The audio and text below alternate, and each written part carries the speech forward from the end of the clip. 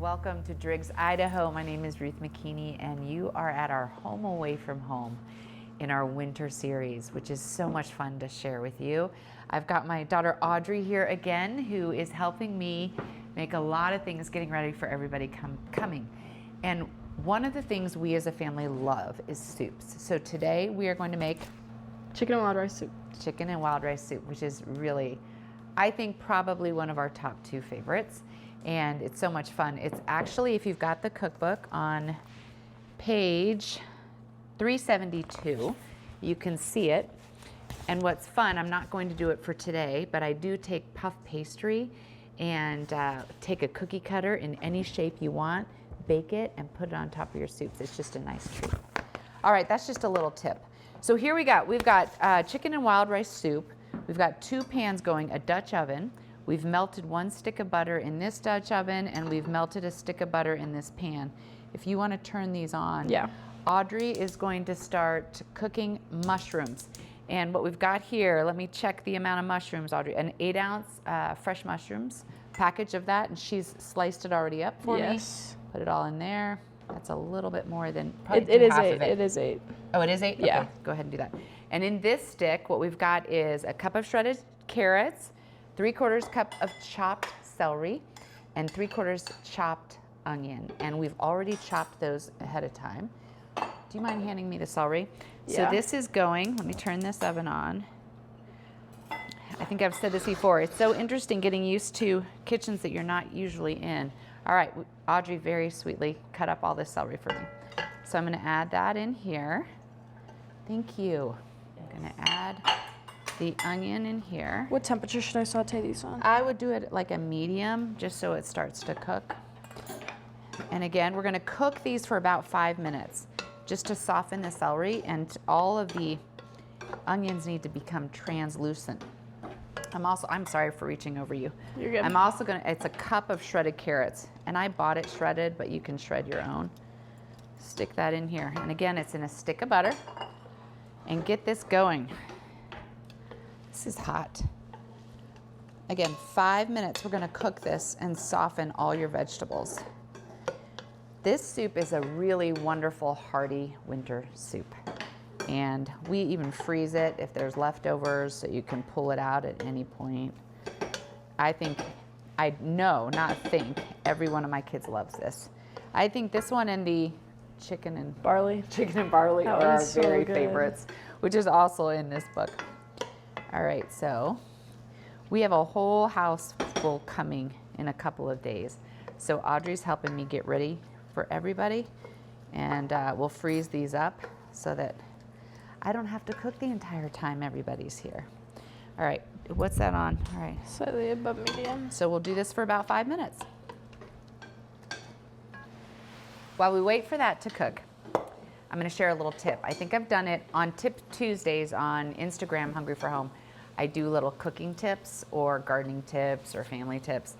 And one of the tips I did, which I think people really loved because it actually saves so much time. And when I found out how to do this, I was like, why have I not done this? And my kids would agree, because I used to make them shred all my chicken by hand. So I would poach the chicken, meaning I would put chicken in a 9x13 pan with tin foil wrapped all, and it would basically steam and cook in the oven. And once it's shreddable,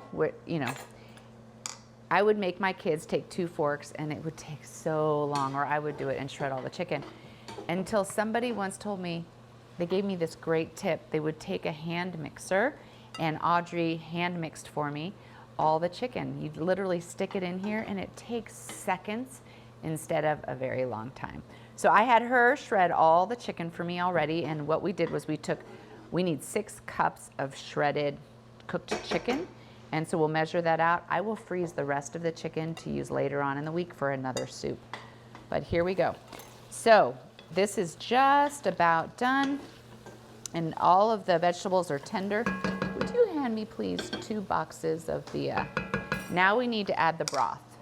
So I get chicken broth, which you can get anywhere. You can get the organic.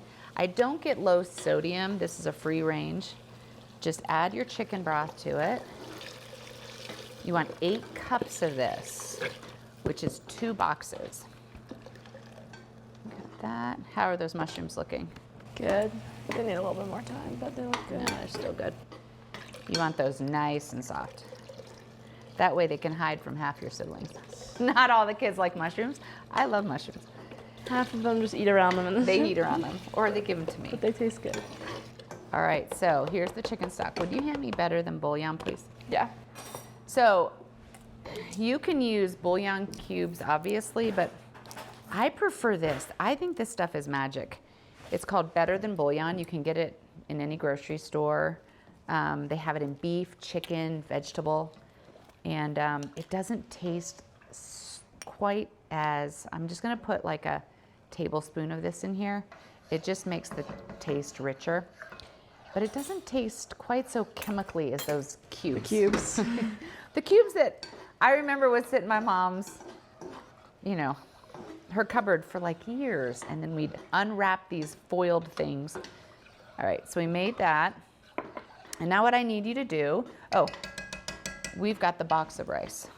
Yes. The next thing we're gonna throw into this pot, it's the Benjamin Original Long Grain and Wild Rice, and it's important to get this one because it's got the 23 herbs and seasonings inside of it. And So- is it the fast Fast cook, cook. so that it can cook in the soup? So we're gonna dump the rice in just like that. And we're gonna dump the packet of seasoning, just like this, inside. Are those still going well?